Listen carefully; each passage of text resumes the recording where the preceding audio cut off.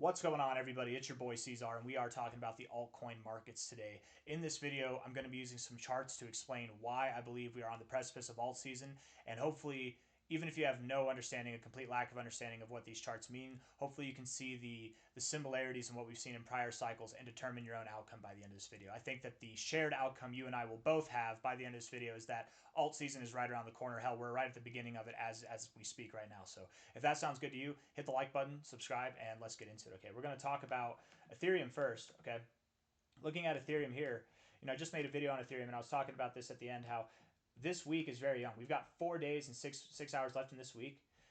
This last week was the highest weekly close that we've had in Ethereum's history.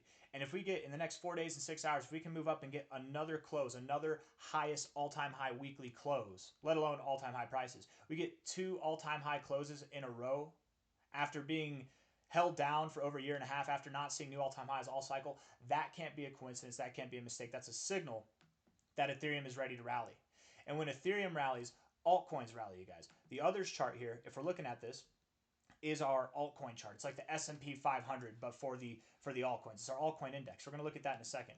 But right now I've got this ribbon thrown on here. It's the EMA ribbon. If I show you here, you've got the 20 EMA to the 50 EMA. What is that? What does that mean? These are moving averages. So it takes, the 20 prior candles and it gives you an average. It takes the 55 prior candles, or like total candles by closing price, and it gives you an average price there, right? So it's the average of the past 20 to 55 candles, right? And in those, what would it be, by 5 iterations, or separated by 5, so like 20, 25, 30, something like that. I don't know how to word that properly, but I know what I'm trying to say. I just don't know how to say it. The weekly ribbon here has freshly crossed to the upside. We've been seeing some bullish upside because of that, right? Let's go back in time and see when this happened before, right? Not whenever we've moved up like this. This was nice, but this is kind of like a bullish bounce. But when we crossed specifically, you can see here when we crossed down, that brought bad things. Crossing up brings good things. If we go back to 2023 in October, when we had our bullish cross, Ethereum was moving up essentially, whether it was fast or slow. Let's say we crossed here on this week, whether it was slowly moving up, fast moving up, we were still getting higher lows and higher highs throughout this whole time.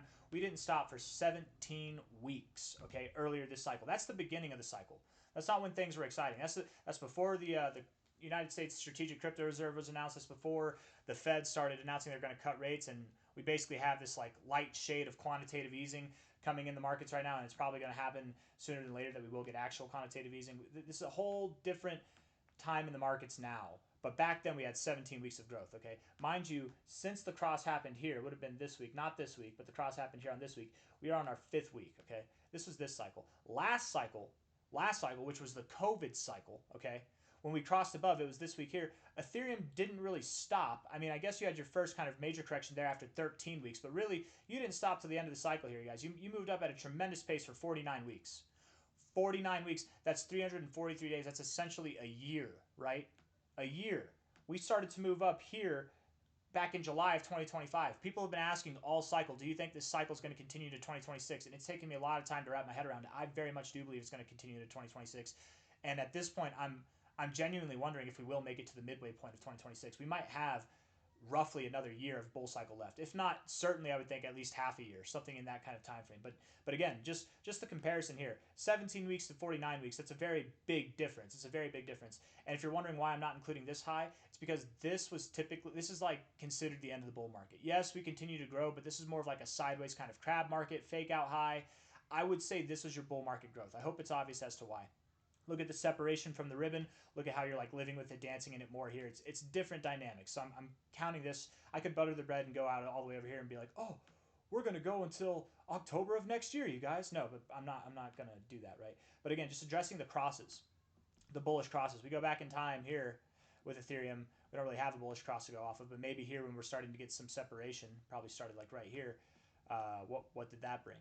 Because separation is almost the same as getting a cross, but not quite as significant. I mean, there we saw growth for 44 weeks, 49 weeks, right? And again, where I started to draw that from was where, if we're looking at the ribbon here, you kind of condensed. You didn't cross down, so we didn't have to cross up, but here's whenever you started to expand, right? Whenever you're crossing upwards, you're essentially expanding as well. So here, we're very condensed. When we start to expand, things are really going to take off. But 44 weeks that time, 49 weeks, 17 weeks, you can see the connections there, right? We've just started this cross here on the weekly time frame. Now, what does that mean for the others chart, right? Whenever we look at the others chart, which again is the total crypto market cap, excluding the top 10, right? It's the top 125 coins. It's like your, instead of S&P 500, it's your S&P 125 minus the top 10 for your crypto altcoin market, okay? We're looking at this, and we also have some very bullish things. We're going to look at the daily time frame too, but the weekly time frame here, you can see that whenever we cross up on the ribbon, whenever the ribbon crosses up, it's a very beneficial thing.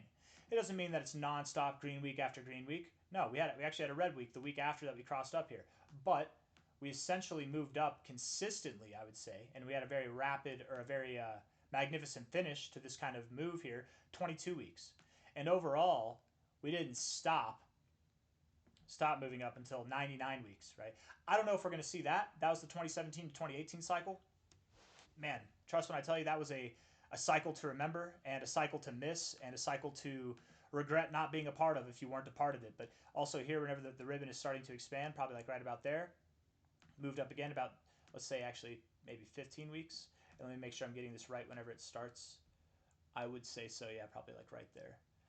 Maybe you started to expand here. Maybe that's a better representation, I suppose, right? You started to expand right there.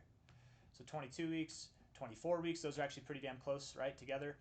And then here we don't really have, you're just continuing to expand, but overall 99 weeks of growth, right? Here, during the COVID years, we had some troubles getting above. We even had a false cross up with this COVID crash, right? I think we were supposed to start growing here. Like if we're looking at the price, I think we were supposed to have this kind of connection, but that COVID crash just got in the way. That's all. It was a quick little reprieve to the downside, gave people an opportunity to buy. If you did buy, good job. If you didn't, that's okay. I know some people that bought there. I did not buy there. I didn't sell, but I didn't buy. Wish I did. We started across here on this week, and how long did it take before we found our cycle ending kind of high? That was about 56 weeks. We go to the all-time high itself. That was 81 weeks, which coincidentally, 81 weeks, 91 weeks, you know, there's this, somebody was asking me in my live stream, does alt season typically last 30 days? And I was like, no, man, no. Alt season lasts for months, man. Like I think the average is something on the lines of like, well, we're looking at it here, 99 weeks, 81 weeks, you know, it's pretty long. Most of the alt season, I'd say that the main meat of this move is about 55 weeks long from the cross, not even from the low. So from the cross up, 55 weeks, 99, 24, 22, right? We can all see this. Here, we've moved up on the ribbon. Right here is whenever we crossed. It was about, not there, but this week here. And the high, the immediate high that we had was about 19 weeks later, which is pretty close. You know, assuming that, because Ethereum was weak and altcoins have been rather weak this cycle, 19 weeks compared to 24 weeks or even 22 weeks, that's pretty close to what we've seen before. And it's a weaker cycle for altcoins, no doubt, this cycle, for the average altcoin. So that makes sense. Weaker cycle, a little bit less growth overall. We didn't cross down, so we're not going to measure that one, but that looks to be of a similar kind of caliber, a shorter amount of time. We've started to cross up here with the weekly ribbons, okay? And this is where things get interesting. This is where things get exciting because, again, Ethereum it's kind of like the mommy duck, right? The mama goose to all the altcoins. If Ethereum's going one direction, altcoins are going to follow, right? It doesn't matter what chain they're on. Ethereum's the number 2 coin. And market participants, whether they're new or they've been in this market for 3 cycles like I have, or they've been in it for 5 cycles since the beginning, everybody looks to Ethereum to kind of tell us which direction the altcoins are heading. That doesn't mean that altcoins can't go up when Ethereum's going down, but the average altcoin probably won't. 5 weeks into this cross now, we've got a lot of time left. We've got several months of upside to go. Altcoins are just getting started, guys. This is an altcoin season that is just getting started. We crossed officially right here on this week. Okay, we haven't even seen the move up yet. We've been dilly-dallying. 5 weeks into it as well. 5 weeks for Ethereum, 5 weeks into altcoins. And typically, whenever we look at this, we get, 19 at a minimum, 22 weeks, 24 weeks before we really see our top off. So let's measure that out. Let's just see how far that takes us. 19 weeks would be December of this year. 24 weeks would be January of next year. So we are going to see altcoins really come alive, you guys, between now and the end of this year. There will be points where we stop, right? If we're looking at this here, between here, there was a moment where, nope, that's not what I was trying to measure. Hold on now. There was a moment here where from a high to a low, we dropped down 40%, right? That was a 40% drop across the board. And then we rallied.